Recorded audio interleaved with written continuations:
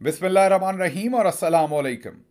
8 नवंबर और पाकिस्तान में जुमे की शाम। आज अभी तक की अहम खबरें और मेरा तज्जिया। सबसे पहले आपको इमरान खान साहब की रिहाई के बारे में अपडेट देते हैं। उनके ऊपर आपको पता है कि यूं तो सैकड़ों मुकदमात बनाए गए थे, 200 से भी ज़्यादा मुकदमात उनके ऊपर बनाए गए थे, जिनको एक एक करके मुख्तलिफ अदालतों के अंदर फेस किया गया।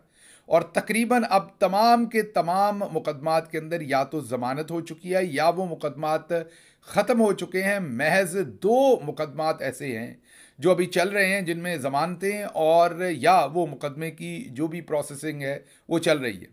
आज की खबर भी ये है कि लाहौर से 4 मुकदमात के अंदर इमरान खान साहब की ज़मानत मंजूर हो गई है और जज अरशद जावेद उन्होंने ये ज़मानत मंजूर की है। हालांकि उनके ऊपर दबाव था कि वो ये ज़मानत मंजूर ना करें।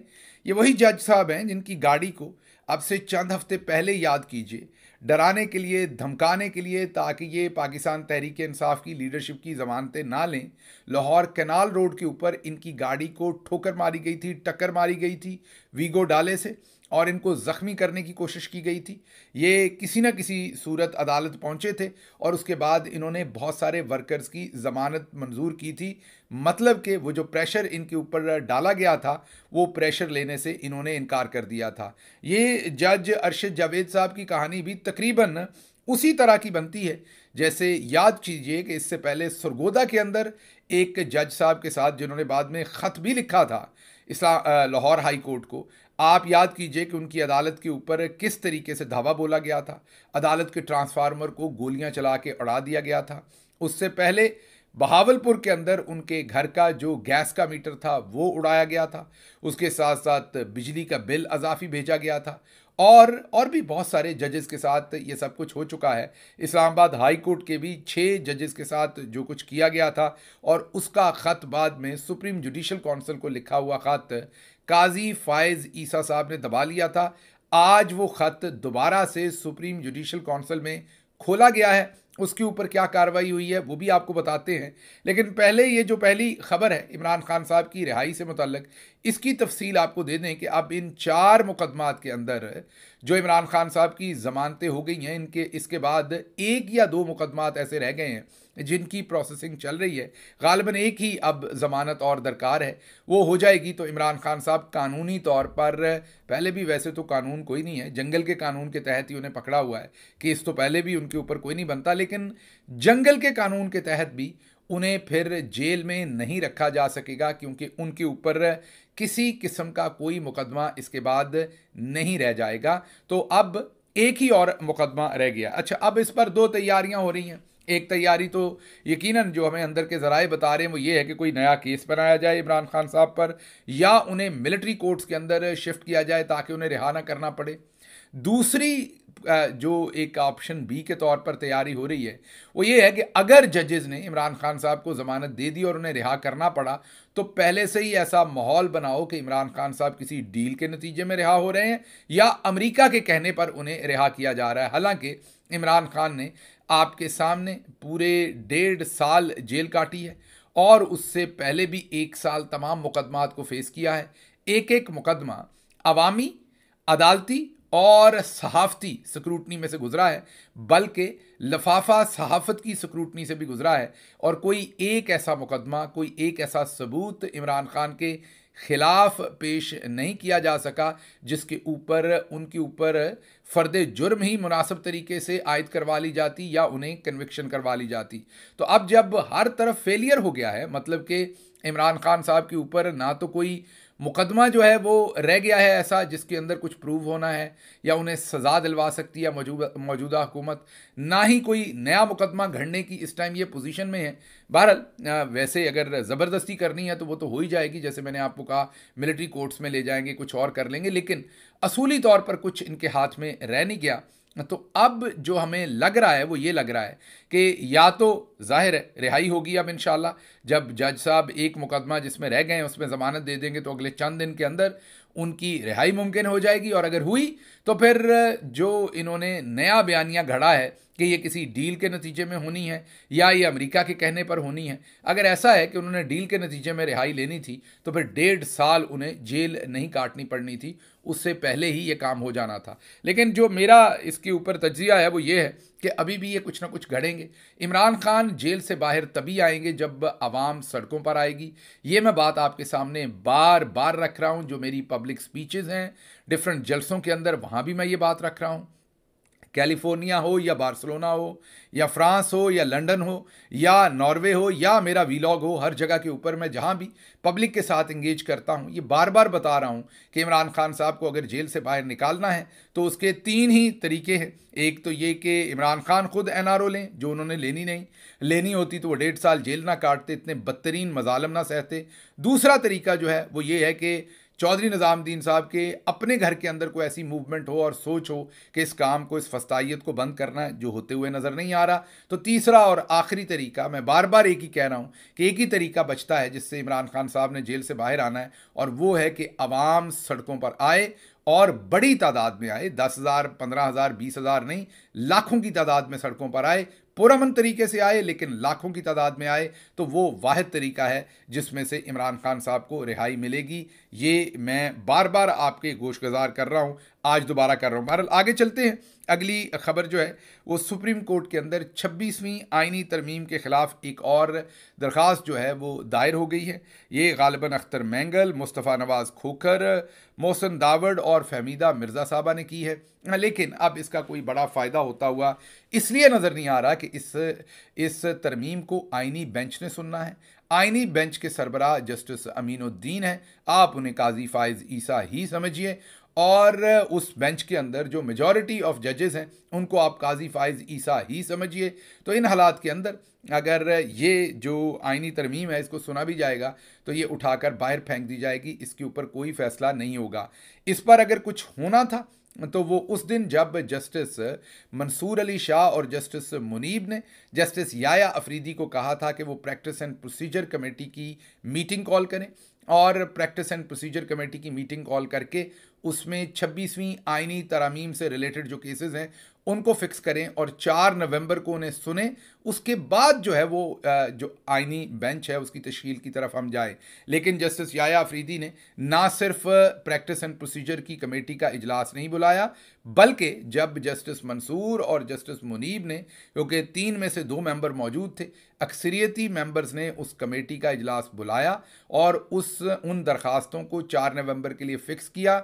रजिस्ट्रार ऑफिस को इस चीज़ की ताकीद की और जस्टिस याया अफरीदी ने वो भी नहीं होने दिया, और फिर 4 को बजाय इसके कि उन तरामीम के ख़िलाफ़ जो दरखास्तें थी उनको सुन के उस पर फैसला किया जाता फुल कोर्ट में, उसकी बजाय उन्होंने 5 तारीख को जो इजलास किया उसके अंदर आइनी बेंच बना दिया और जस्टिस अमीनुद्दीन का नोटिफिकेशन कर दिया गया आइनी बेंच का, जो कि इस वक्त तकरीबन सुपर चीफ जस्टिस हैं, चीफ जस्टिस से भी ऊपर हैं। तो अब ये जो 26वीं आइनी तरमीम के ख़िलाफ़ दरखास्तें हैं ये बेमानी हैं। इनकी मेरा नहीं ख्याल कि इस टाइम कोई भी सियासी, इखलाकी, कानूनी उस तरीके से हैसियत जो है, इखलाकी तो शायद मौजूद है लेकिन कानूनी और जो टेक्निकली या ऑपरेशनली इनकी वो अब इनकी जो आप ये कहिए कि इनका इम्पैक्ट है वो ज़ायल हो चुका है। अब इनको शायद या तो सुना ही नहीं जाएगा, सुना जाएगा तो जस्टिस अमीनुद्दीन इनको फारिग कर देंगे।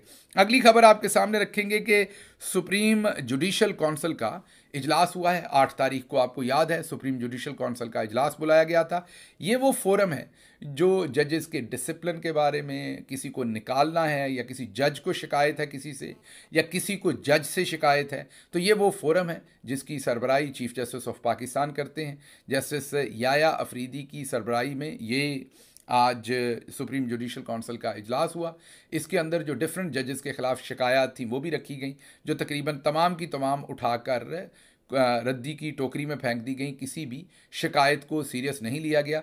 और इसके साथ साथ जो 6 जजेस का ख़त था, जी हाँ, इस्लामाबाद हाई कोर्ट के वो 6 जजेस जिन्होंने ख़त लिखा था, याद कीजिए, सुप्रीम जुडिशल काउंसिल को काजी फाइज ईसा के ज़माने में, अब से कई महीने पहले, और ये बताया था कि पाकिस्तान की इंटेलिजेंस एजेंसीज़, जिसमें उन्होंने नाम भी लिया था ISI, MI, उन्होंने उनको कैसे ब्लैकमेल किया, किस तरीके से उनके घर वालों को अगवा किया, उनके बेडरूम्स के अंदर कैमरे लगाए और उनसे ज़बरदस्ती फ़ैसले करवाने की कोशिश की। इन जजेस ने मदद के लिए पुकारा था पाकिस्तान की सुपीरियर जुडिशरी की आला तरीन फोरम सुप्रीम जुडिशल काउंसिल को, लेकिन उस वक्त के चीफ जस्टिस काजी फायज ईसा ने ना ही इसके ऊपर कोई बातचीत की, ना ही एक उन्होंने कमीशन बनाने की कोशिश की थी इसका असर ज़ायल करने की। बाद में जिन जज साहब को कमीशन के लिए नॉमिनेट किया उन्होंने खुद ही हाथ खड़े कर दिए और उन्होंने कहा कि ये सर्विंग जजेस का मामला है, ये मामला सिर्फ सुप्रीम जुडिशियल काउंसिल में ही हल हो सकता है, इसको कोई कमीशन और नहीं सुन सकता। जिसके बाद काजी साहब ने इस फाइल को दबा दिया और आज तक इसके ऊपर कोई सुनवाई नहीं हुई। आज आखिरकार सुप्रीम जुडिशियल काउंसिल के अंदर इन 6 जजेस के ख़त के ऊपर गौर हुआ, बस गौर ही हुआ और गौर होकर इसको दोबारा दाखिल दफ्तर किया गया। कोई इसके ऊपर इम्प्रेसिव किस्म की ना ही डिस्कशन हुई, ना इस बाबत कोई बात सामने आई है, ना ही ये मामला आगे चलता हुआ नज़र आ रहा है, ना ही कोई JIT बनी है, ना ही कोई इन्वेस्टिगेशन के लिए कहा गया है, ना ही इसकी रेमेडी के लिए कोई इकदाम लिए गए हैं। बस ये कहा गया है कि अब सुप्रीम जुडिशियल काउंसिल का इजलास हर महीने किया जाएगा और अगले इजलास के अंदर इस ख़त को दोबारा टेकअप किया जाएगा।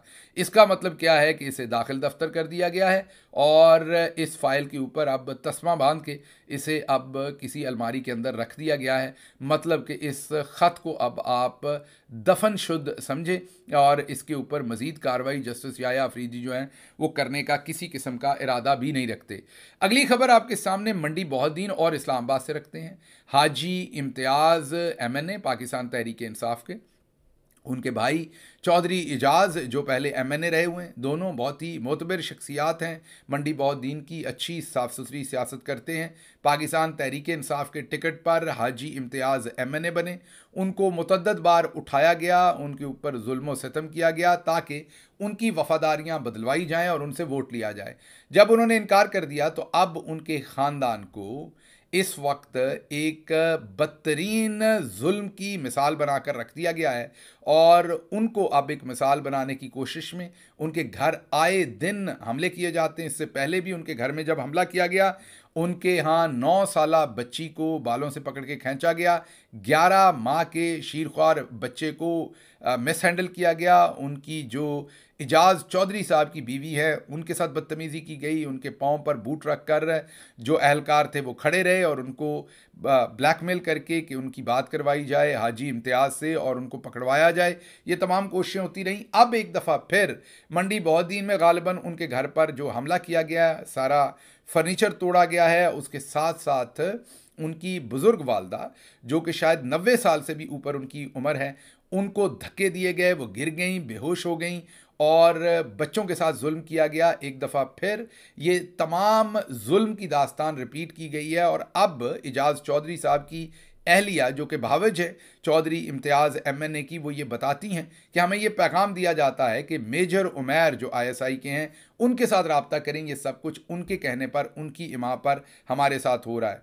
लग ये रहा है कि इस ख़ानदान को चुन लिया गया है कि इनके साथ ऐसा सलूक करना है कि कोई और खड़ा होने के लिए फिर कोशिश ना करे। मतलब कि इन्हें अब एक किस्म का प्राइम टारगेट बनाकर इन्हें मिसाल बनाकर पेश करने की कोशिश की जा रही है। ये बदतरीन रियासती जुल्म है। मैं यही कहूँगा कि इसके ऊपर शर्मिंदगी होनी चाहिए करने वालों को और दोबारा सोचना चाहिए कि ये तमाम लोग पाकिस्तानी हैं, ये पब्लिक के वोट के साथ मुंतखब नुमाइंदे हैं। अगर आप इनकी तहकीर कर रहे हैं तो असल में आप अवाम पाकिस्तान की तहकीर कर रहे हैं, पाकिस्तान के आइन और कॉन्स्टिट्यूशन की तौहीन कर रहे हैं, अपने लिए हुए हल्फ की या दिए हुए हल्फ की तौहीन कर रहे हैं। अगर आपको कोई सोच हो तो, अगर नहीं है तो फिर काम चलते रहने दें, फिर मामला इसी तरह चलेगा। अच्छा जी, सवाबी का जो PTI का जलसा है उसकी तैयारियां अरूज पर हैं और जाहिर है वहाँ पर इमरान खान साहब का ट्वीट भी सामने आ गया है कि जो अगला लाहे अमल है वो सवाबी के जलसे में दिया जाएगा।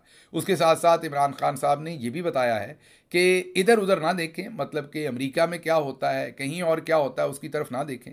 हम अपनी आवाम की तरफ देखना चाहते हैं और पाकिस्तानी अवाम अगर ये जो 26वीं आइनी तरमीम हुई है और इसके बाद जिस तरीके से अदालतों के ऊपर कब्ज़ा हुआ है, जजेस के ऊपर कब्ज़ा हुआ है, इदारों के ऊपर कब्ज़ा हुआ है, अगर अवाम बाहर ना निकली, मनहसल कौम अगर हमने रिस्पॉन्ड ना किया तो फिर ग़ुलामी हमारा मुकद्दर होगा और हमें चींटियों की तरह जो है वो मसल दिया जाएगा।